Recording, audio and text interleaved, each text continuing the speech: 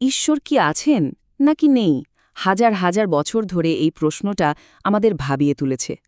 কিন্তু কি হবে যদি বলি এই পুরো বিতর্কটাই আসলে একটা ফাঁদ?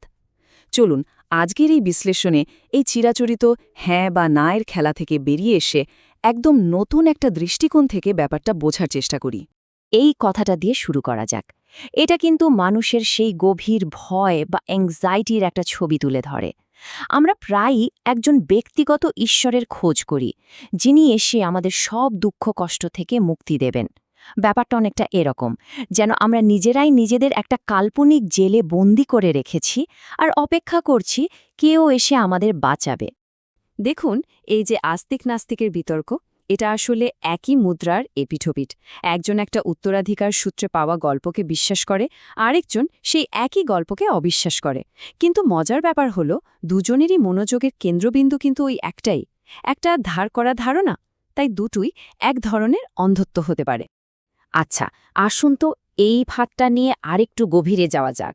এই অংশে আমরা দেখব কিভাবে খুব সরল বিশ্বাস আর তার উল্টো দিকে থাকা অবিশ্বাস দুটোই আমাদের সরাসরি সত্যিটা খোঁজার পথ থেকে আটকে রাখতে পারে। আমাদের মন সাধারণত দুটো বিপরীত জিনিসের মধ্যে দিয়ে ভাবে, যেমন সাদা বা কালো, ভালো বা মন্দ, হ্যাঁ বা না। কিন্তু বাস্তবটা কি আসলেই এত সোজা? অস্তিত্ব কি সবসময় এই দুটো ভাগে ভাগ করা যায়? যায় না। তাই ঈশ্বরের প্রশ্নের একটা সোজা সাপটা হ্যাঁ বা না উত্তর আসলে খুব সীমাবদ্ধ। আসল সত্যিটা হয়তো এই দুইয়ের বাইরে কোথাও আছে। চলুন এবার আমরা যে ব্যক্তিগত ঈশ্বরের ধারণাটা নিয়ে ভাবি সেটার ভেতরে একটু ঢুকে দেখি। দেখব যে এই ধারণাটা আসলে কিভাবে আমাদের নিজেদেরই মনের আর ইতিহাসের একটা প্রতিচ্ছবি।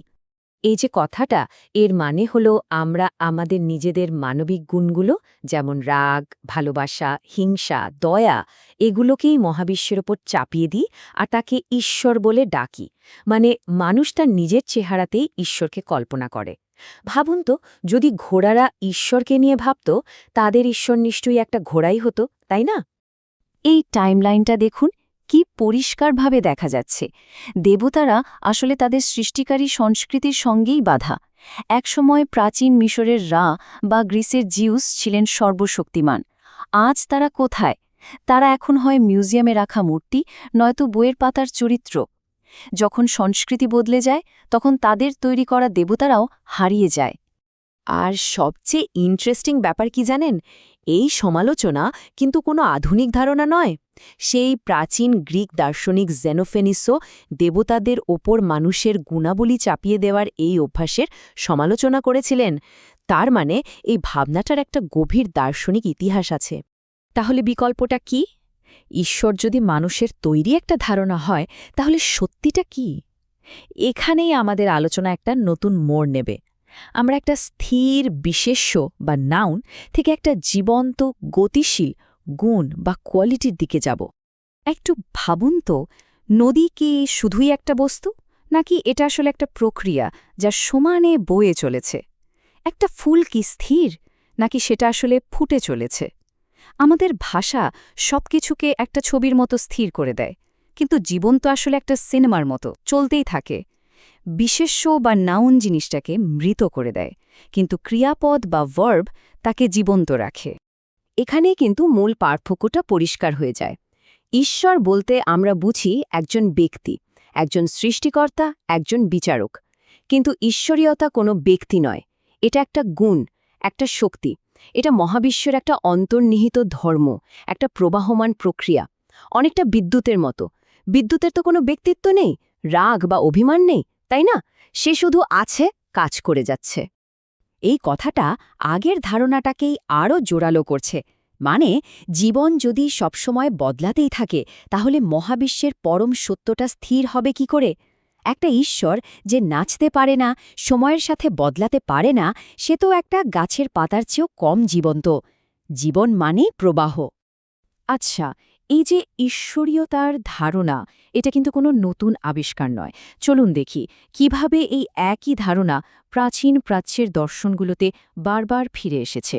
যেমন ধরুন, হিন্দু দর্শনের উপনিষদে ব্রহ্মের কথা বলা আছে। এই ব্রহ্ম কোনো ব্যক্তি ঈশ্বর নয়, এটা হলো সেই পরম অস্তিত্ব, সেই মহাজাগতিক চেতনা যা সব কিছুর ভেতরেই আছে। এটা ঈশ্বরীয়তার ধারণার একটা খুব শক্তিশালী দার্শনিক উদাহরণ। আবার নটরাজ শিবের এই মূর্তিটার দিকে তাকান। এটা শুধু একটা মূর্তি নয়, এটা আসলে একটা পুরো কসমিক ড্রামা। শিবের এই নাচ আসলে মহাবিশ্বের একটা জীবন্ত প্রক্রিয়াকে দেখাচ্ছে। তার এক হাতে ডমরু দিয়ে হচ্ছে সৃষ্টি, আরেক হাতে আগুন দিয়ে হচ্ছে ধ্বংস। এটা কোনো স্থির সত্তা নয়, এটা হলো ঈশ্বরীয়তা, যা একটা জীবন্ত নৃত্য। এবার যদি বৌদ্ধ ধর্মের দিকে তাকাই, দেখব সেখানে কোনো সৃষ্টিকর্তা ঈশ্বরের দরকারই পড়ছে না। সেখানে বাস্তবতাকে দেখা হচ্ছে একটা কার্য-কারণ শৃঙ্খল হিসেবে, মানে প্রত্যেকটা ঘটনার পেছনে একটা কারণ আছে। এখানে প্রশ্নটা এটা নয় যে কে আমাকে বিচার করছে, বরং প্রশ্নটা হলো আমার দুঃখের কারণটা কি। আর এটাই আমাদের আলোচনার একটা মূল জায়গায় নিয়ে আসে। বুদ্ধের এই কথাটা খুব গুরুত্বপূর্ণ। তিনি বলছেন, কোনো কিছু শুধু এই কারণে বিশ্বাস করো না যে সেটা বইতে লেখা আছে বা বংশপরম্পরায় চলে আসছে, বরং নিজে সেটাকে পরোক্ষ করে দেখো, নিজের অভিজ্ঞতায় জানো। মানে অন্যের থেকে ধার করা জ্ঞান আসলে কোনো কাজের নয়। তো এত সব তত্ত্বকথা তো হলো, কিন্তু এর মানেটা কি আমাদের জীবনে? চলুন আলোচনার শেষ পর্যায়ে এসে এই বড় বড় ধারণাগুলোকে আমাদের ব্যক্তিগত জীবন আর অভিজ্ঞতার সঙ্গে জুড়ে দিই। এই প্রশ্নটা কিন্তু পুরো আলোচনাটাকে ঘুরিয়ে দেয়। এখন আর ফোকাসটা বাইরে নেই, ফোকাসটা নিজের ভেতরে। যে বিশ্বাস করছে বা যে অবিশ্বাস করছে, তার পেছনে সে আমিটা কে? অনুসন্ধান যখন নিজের দিকে ফেরে, তখনই আসল কাজটা শুরু হয়। এর প্রভাব কিন্তু বিশাল। যখন আপনার জীবনের ভালো বা মন্দের জন্য বাইরে দোষারোপ বা প্রশংসা করার মতো কেউ থাকে না, তখন সব কিছুর দায়িত্ব নিজের ওপর এসে পড়ে। এটা হয়তো ভয়ের, কিন্তু এটাই দেয় পরম স্বাধীনতা। আর এটা ভীরুদের পথ নয়, এটা সাহসীদের পথ। তাহলে পথটা কি? কোনো দেবতাকে খুশি করা? না, পথটা হল বাস্তবতার নিয়মের সাথে, প্রকৃতির ছন্দের সাথে নিজেকে মেলানো। যেমন কর্মের নিয়মটা বোঝা, অর্থাৎ যা করবেন তার একটা ফল পাবেন। নিজের জীবনী শক্তি বা প্রাণকে শুদ্ধ করা, আর প্রকৃতির যে অন্তর্নিহিত শৃঙ্খলা বা রীত আছে তার সাথে তাল মিলিয়ে চলা।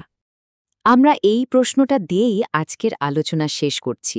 আমরা সারা জীবন সুখের পেছনে ছুটি, কিন্তু কি হবে যদি সুখ কোনো দৌড়ে জেতার মতো পুরস্কার না হয়? কি হবে যদি এটা প্রকৃতির সাথে, বাস্তবতার সাথে সুরে সুরে বেঁচে থাকার একটা স্বাভাবিক ফল হয়? প্রশ্নটা রইল ভেবে দেখার মতো, তাই না?